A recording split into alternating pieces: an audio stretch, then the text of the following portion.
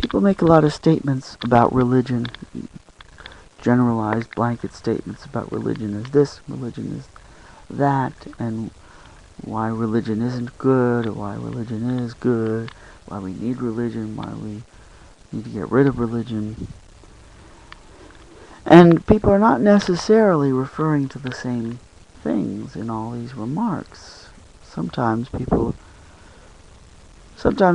when what one person says or imply or mean is thinking, what some people are thinking when they mention religion is not about certain things that someone else might think of when they hear the word religion mentioned. So somebody says religion is bad, religion is evil, and somebody else hears that person saying that, and the person hearing that statement hears the word religion and thinks of religion as eating certain foods on certain holidays.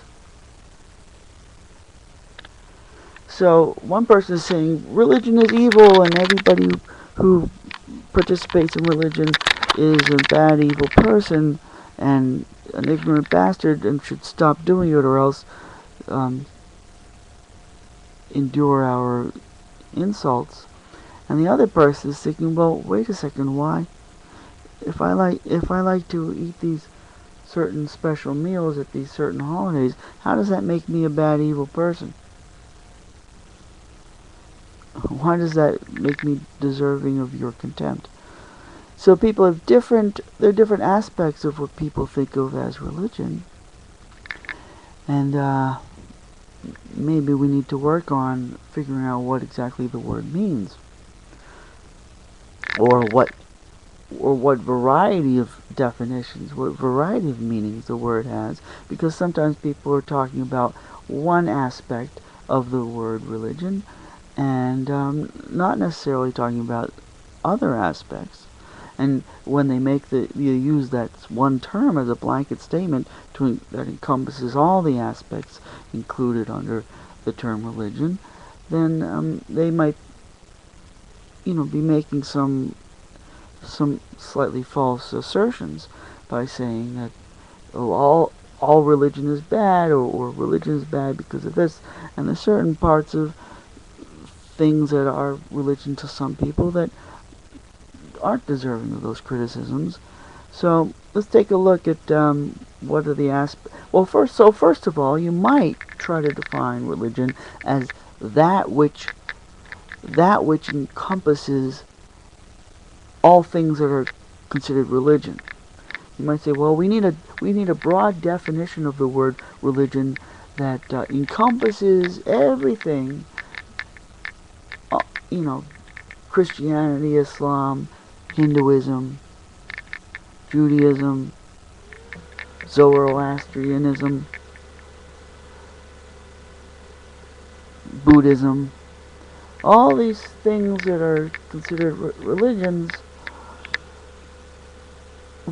What do they all have in common? So you can make a statement about religion that applies to all of them.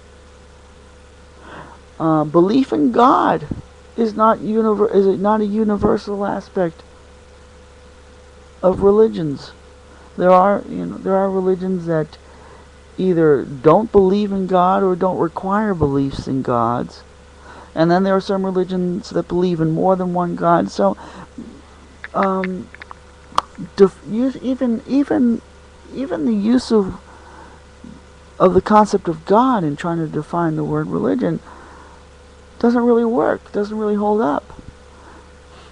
Some things are considered religions that don't involve God, or that allow you to question or disbelieve in God, and a Buddhist doesn't have to believe in God. A Jew doesn't have to believe in God to be a Jew. You don't have to. And it's possible that that certain Christians recognize that you don't have to believe in God to be a Christian. There are certain at least certain smaller denominations of Christianity that will say, no, you don't have to believe in God to be a Christian. All you have to do is believe in the example or the teachings that we are supposed to believe of the Christ. Then the word the Christ is kind of like the word the Buddha. It doesn't have to mean that you think this is some magical being from above. It just could be a human being who has reached a slightly better level of consciousness. He's kind of aware of of what he's doing, trying to live deliberately. That's all. That can be your definition of the Buddha or the Christ or the beloved bunghole. I am Cornholio! Beloved my bunghole! And the Cornholio religion, as seen on Beavis and Butthead. So then there's other aspects of religion, are the rituals. Ritual is an aspect of some religions. It's an integral aspect of some forms of religion. It's the main aspect of some forms of religion, is that it's mostly occupation and preoccupation with ritual. You've got hundreds of millions of Muslims, maybe a billion Muslims, whose lives have to come to a complete stop 5 times a day at specific times. Because, okay, the clock just hit 9 o'clock, I have to bow down and mumble my prayers. 5 fucking times a day they have to do this shit. And for them, that's an essential part of the religion, and without that they would feel they were irreligious or sacrilegious or at least non-religious if they didn't observe this ritual 5 fucking times a day. And there are other, all kinds of religions that have all kinds of rituals. So that's one aspect. So belief in God is one aspect of some religions. Ritual is an aspect of many religions. But is ritual or observance of ritual a necessary aspect of all religions, or is it impossible to say that you part of practice a religion if you don't observe rituals? I think that it's not. I think that ritual isn't also a universal part of the definition of religion either. You can be religious without being ritualistic. And then there's the other traditional. There's traditions. So if you cook certain foods on certain holidays, and you wear certain clothes, and you play certain music, those are traditions, but not necessarily requirements of religion. So what are the universal requirements of a religion?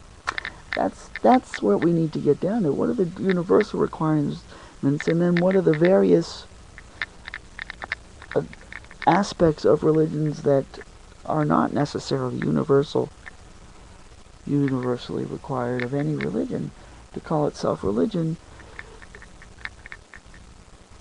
You can call yourself a religion without believing in God. You can call yourself a religion without following rituals or having rituals.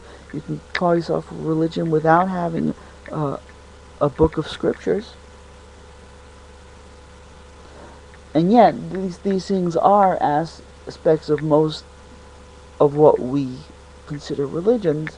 Most of things that are labeled as religions do have a belief in a god or gods, do have a book of doctrine and scriptures, do have rituals that are expected to be followed, and do have some traditions of clothing and food, and music, although these tend to vary from from one geographical or cultural place to another. So those things, the things of tradition and costume, clothing, and food, and music and dance, those things can be considered cultural aspects that are linked to religion, but not necessarily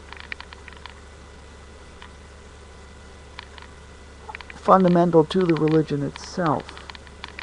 And that's where the distinctions need to be made, because if somebody is wearing certain clothing and eating certain foods and doing certain dances to certain music, and then somebody else comes along and say, "Oh, well, that's religious, and religions are bad, so you're a bad person because you're doing this dance and eating this food." I'm not sure how much sense that makes. I'm really not. But I do I do like what I do like is there's a hint of something in the definition of saying that well, I don't know. I don't know if I can say it. Or you could at least say there's a distinction between a certain kind of there's a sort of a fine there's a dividing line. There are those religions that are, or those religious practices that discourage questioning, and then there's those that don't discourage and even encourage questioning, and whether they all included under the general term of religion. Whether you can say, well, religion is, there's a big circle, and within that circle there's one side of it that says don't question, and another side that says do question. That's a question. So that's my question. Are we to define all religion as that which discourages questioning, or are we to um, define religion more broadly and just say that within the term of religion there is the anti-questioning and the pro-questioning camps of religion? I haven't answered the question, but I posed it. That's the question.